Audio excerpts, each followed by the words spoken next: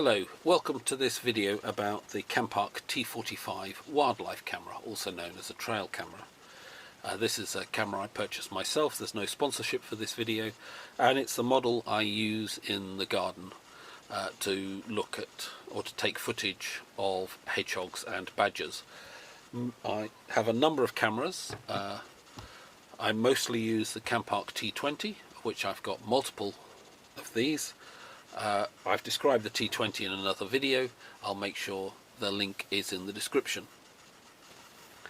Like all cameras, it has a lens. It's where the light goes in to hit the sensor behind to take the images. It's nicely placed in the middle of the camera. Some cameras, they are placed at one end or another, and sometimes that causes problems. It has a large bank of infrared lights, which produces quite a substantial power output or light output, but there is some implications on your battery life for that. So taking long videos at night on this type of camera drains the batteries very quickly.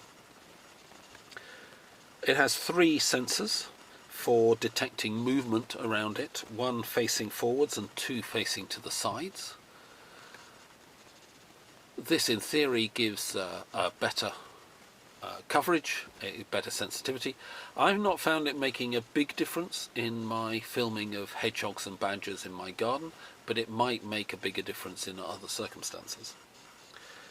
Looking around the outside of the camera, there are substantial clips to hold the camera together, which is very good because keeping the camera closed firmly and tightly is important to keep the moisture out.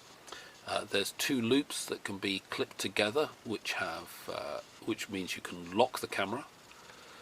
Ignore the label. That's the label to tell me this is camera number 8.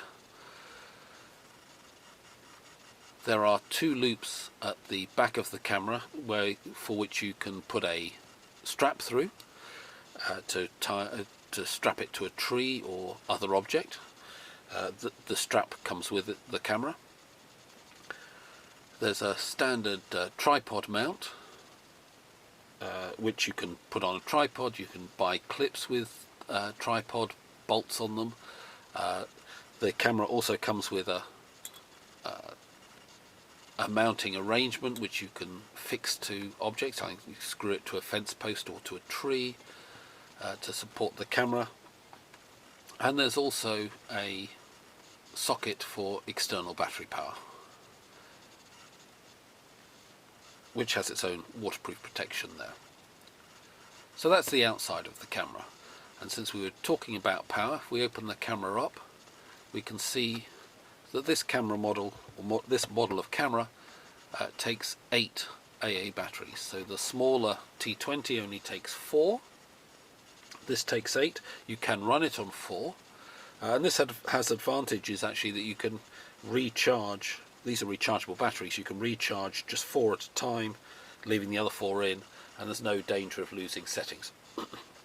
Some of the Camparks do have a habit, especially the T20, if they're without power for an hour or so, and you need more than an hour normally to charge up batteries, they can lose information such as the date and time. And although it's not too difficult to put the date and time back in, it's just fiddly and annoying, and there's nothing more frustrating than getting the camera back in from the garden to discover the date and time are wrong, because it makes it harder to keep track of what it is you've taken. It's useful that this model of camera can take the Duracell rechargeable batteries, because they're half the price of the other type of battery I use, which are the Panasonic Eneloop. The Duracells are just that much fatter, just slightly wider. It seems within the specification of AA batteries, but this size of battery won't fit in the Campark T20. They're just physically just that very slightly too big.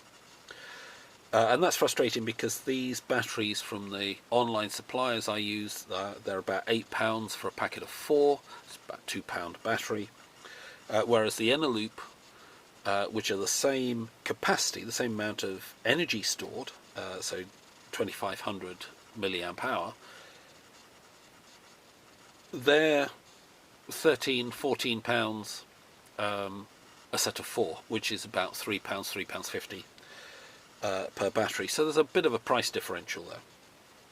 So it's good these take the cheaper ones. I mean, these cameras as a whole are about £45–50 online. And so you've got extra costs like running the batteries. You've got to think of the cost of the whole camera. And I do have a separate video on how to power a wildlife camera. There's a very bright screen, which is very useful. I won't turn the screen on because at the moment, as this is the second time I've tried recording this video, for some reason when I turn the screen on, it interferes with the microphone on the camera that's recording. There's some static sort of interference coming through. It's got a menu button and an OK button for dealing with the setup, and up, down, left, right, up, down, and left, right buttons. On one of the videos I did of the T20, I went through the T20 menu setup, and that's almost identical to the setup for the T45. So I won't bother to repeat that, but I'll make sure there's a link to that other video available in the description. And I'm still experimenting with YouTube, but I'll try and sort out making sure it pops up in the top right hand corner as I'm speaking now, roughly, where that T20 video is. The on-off switch is on the bottom, and it has 3 settings. That's off on this side. The mid setting is mid position is for settings, and to the left is to be on. Very simple to use. There's a USB socket to connect to USB lead, which the camera comes with, and that's an alternative way of getting any footage or any pictures off the camera. There's a socket which can connect to an audiovisual output. You buy a lead for that. It doesn't come with it. I've never bothered to use it, but in theory, according to the manual, you can connect that to a television and look at your footage directly on the television from the camera. And it's got a memory card slot. It takes a micro SD, which is a little bit tiny and fiddly to get out, and I would recommend being very careful where you take the card out, because I've done it before, standing in the sitting room and dropped the card and then spent the next minute or two trying to find it. So that's the camera. As I said, it's very similar to the T20 in a number of ways. I actually think I prefer the T20, but that may just be a familiarity with it. I've been very familiar with the T20, having bought several of the cameras and scattered them around the garden, and so I probably noticed the differences of this camera more than other people might. But it's a perfectly adequate camera. The pictures or videos are slightly less crisp than they are off the T20, but they're still good quality, and I'm still quite happy with them. And if you look around my YouTube channel, the Wiltshire Garden Wildlife YouTube channel, anything which has got Hog 8 on the bottom of the screen, that will have been taken off this camera. And I'll in the description I'll highlight a few clips that were taken on Hog 8. As I've been learning how to video edit a bit better, much of the footage has multiple cameras used, and so you can then see the difference between footage taken on the different types of cameras. Well, thank you for your time. I hope this has been useful to you. If you thought it was useful, please like the video, because it does help people find them, because the search engines do seem to use the likes as a measure of how useful people found the videos.